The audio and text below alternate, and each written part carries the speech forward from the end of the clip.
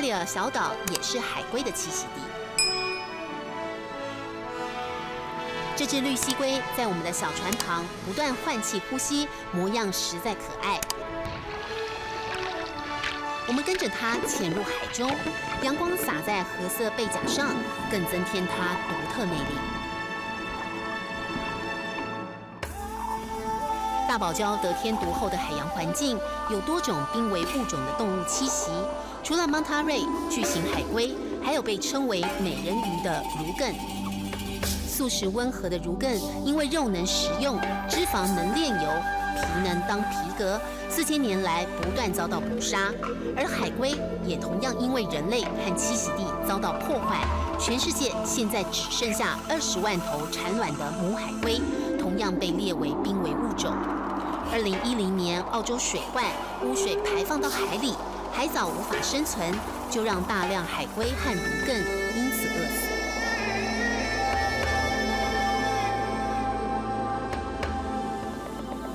5只小海龟在沙桶里攀爬嬉戏，它们是濒危的绿蜥龟和赤蜥龟。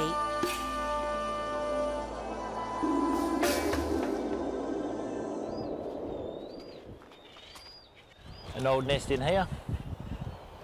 So this is a full turtle nest. Yeah. So how many eggs here? Anywhere between 80 and 120 eggs. So when did you find it? They would have hatched about 2 or 3 weeks ago. Yep, so they've already been and gone. They would have laid this. She would have laid this nest maybe 10 weeks ago. 岛上的保育人员带我们来到距离海岸线5公尺的沙草交界处，大面积的沙坑就是母海龟产卵地。每年12月到隔年2、3月，南半球的夏天有200-300只母海龟会在这个小岛上岸产卵。就在我们造访的前一天，所有海龟宝宝都奔回大海，但这5只小海龟却被困在沙坑中。And while we're digging, there was a big rock, and these babies were stuck under the rock. So they were sitting there. They would have died in the nest. It was just by luck. We happened to lift the rock up, and there's some babies still there. So we save them. We keep them during the day, because if we let them go during the sunshine, all the birds would come down, eat them. So we wait till sunset, we let them go on the beach and let them run down the beach, and hopefully they'll live. 大堡礁也是海龟的栖息地，所以像这一只已经长了大约6到8周的小海龟，现在就要再重返大海了。夜色来临，鸟儿归巢，也是我们野放小海龟的时刻。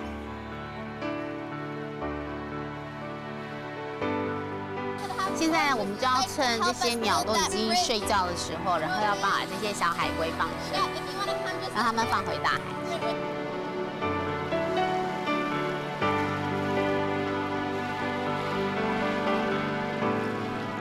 小赤蜥龟奋力地在珊瑚海滩上爬行，一步一步，循着海潮声和海洋的味道爬向大海。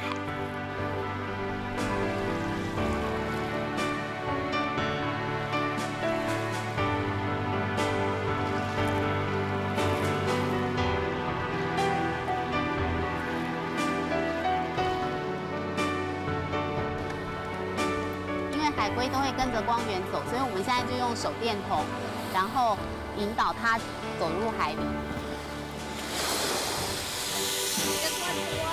Yeah, OK。快点，再一下下，小海龟就可以回到大海里了。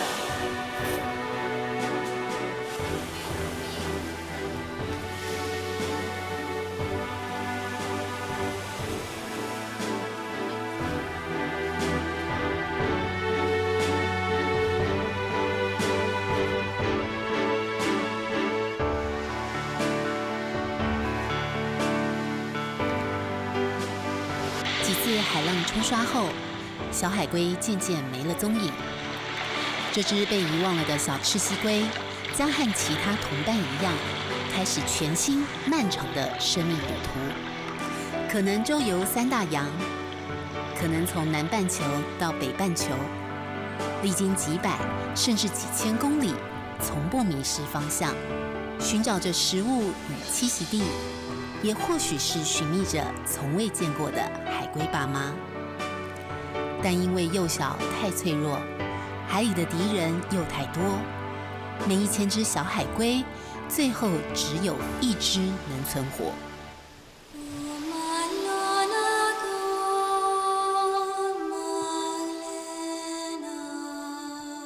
如果够幸运，30年甚至50年后，同样的美丽夕阳下，它会重回这片出生的珊瑚海滩，产下后代，而那将是我们与小海龟再度相遇的时刻。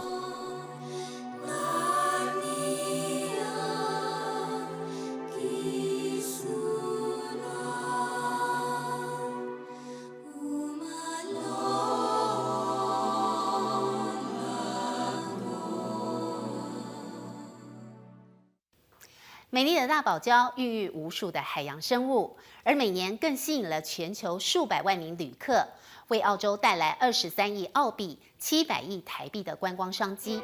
但现在却有科学家预测，20年之内大堡礁就要消失，原因是全球暖化。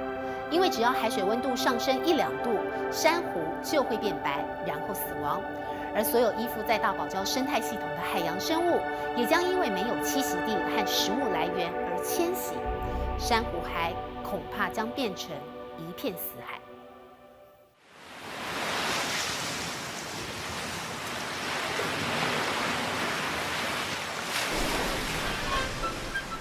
退潮时分，在潮间带小心翼翼地踏浪，这是除了潜水之外另一个近距离靠近大堡礁的时刻。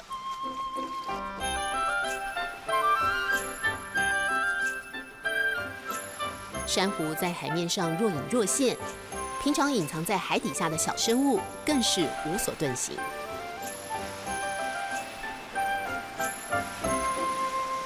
退潮的时候，在潮间带更可以清楚地看到大堡礁的原貌。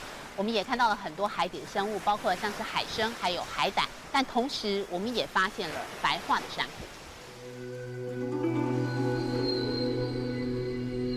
一大片绿色的鹿角珊瑚群，顶端处都已经发白，还有几株几乎完全丧失了色彩，呈现苍白。珊瑚究竟怎么了？为了深刻了解大堡礁的珊瑚白化情形，我们来到澳洲最顶尖的海洋大学 JCU 詹姆斯库克大学凯恩斯分校的海洋生物研究室。Hi. Nice to meet you. Good morning, I'm David. Hi, I'm Claire. 大卫·瓦奇费德博士是大堡礁海洋公园管理局首席科学家。这个实验室拥有微型珊瑚礁生态，所有大堡礁海洋生物的观察和记录拍摄都在这里进行。Okay, so what we have here is just the chalky skeleton of a coral. This is not a living animal. You can see that the limestone is quite white. It's just like the kind of chalk you would use on a blackboard in a schoolroom. And if we compare it to a living coral, and this is a mushroom coral that is alive, so this is a healthy brown-green color, and this healthy color comes from the algae that live inside the tissue of the coral. When the coral gets very hot and it gets very stressed, those algae leave the coral and it looks white like this. 正常情况下，珊瑚会呈现各种丰富的色彩，这些颜色主要来自珊瑚体内共生藻的色泽。在珊瑚生理健康的情况下，100万个共生藻密集分布在珊瑚组织里，共生建构珊瑚礁生态。但是当海水温度上升，珊瑚遭受环境改变的压力时，共生藻就会离开，而珊瑚也就失去了色彩和主要养分来源，变成苍白，这就是珊瑚白化。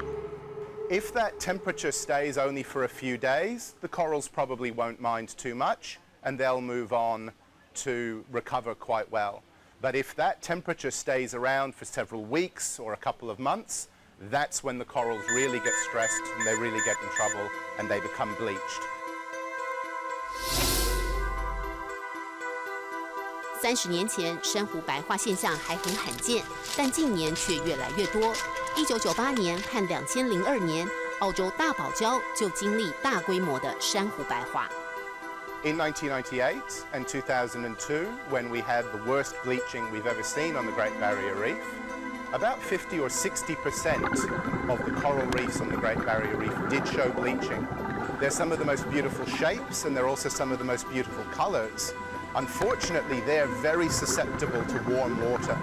And if there is water that is 1 degree centigrade above normal for a week or so, they will start to get sick and they will start to bleach. And if that warm water stays around for 2, 3, 4 weeks, they'll actually start to die. 坐上海底船，实际看到白化的珊瑚群，惨白的模样毫无生气。没了共生藻的营养来源，栖息地逐渐瓦解，最后迈向死亡的终点。80年代以来，全世界已经有2成的珊瑚在地球上消失。前澳洲海洋科学研究所首席科学家查理·沃隆更断言，大堡礁将在20年之内消失，因为让海水温度不断上升、珊瑚白化死亡的最大元凶，不是别人，正是我们人类。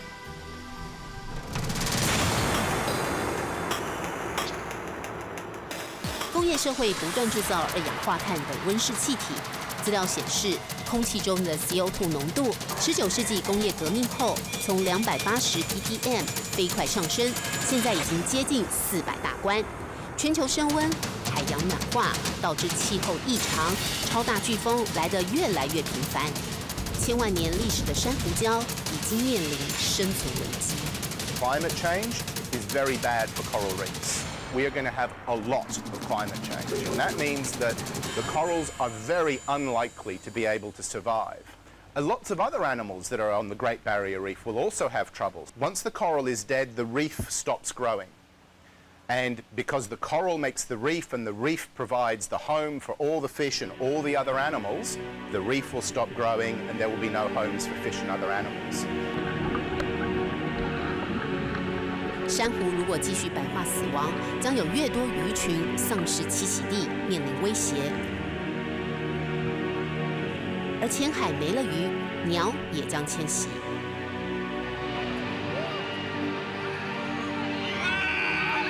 海水变暖，北极、南极冰川融化，海平面上升，海龟将再也找不到原来出生的沙滩产卵。而进入大气层的二氧化碳有1/4会溶于海洋。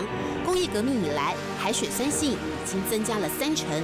过去2000万年以来，海水酸化的浓度都不及现在的1%。当海洋吸收越来越多二氧化碳，珊瑚礁将无法正常累积碳酸钙生长骨骼，可能重蹈6500万年前海底钙质生物大灭绝的覆辙。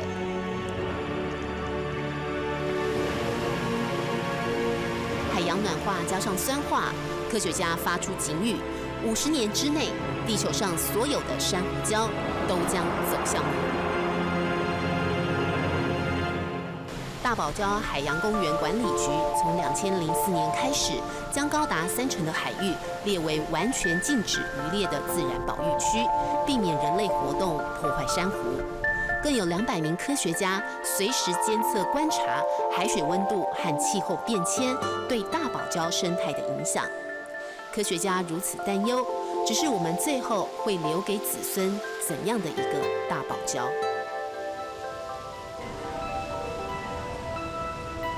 在返程的旅途中，我们遇上了来自雪梨的派翠克一家人，这是他第一次带着小孩来大堡礁。I don't know much about it. I just hope we can save it for our children. At the moment today, we have a big choice to make about how we want coral reefs in the future. And if we keep going the way we are with our society that produces lots of greenhouse gas emissions, we will have a lot of climate change and coral reefs have a very bleak future. The coast of Greenland is barren and bare. No seed time or harvest is ever known there. And the birds here sing sweetly on mountain and dale. But there isn't a bird that will sing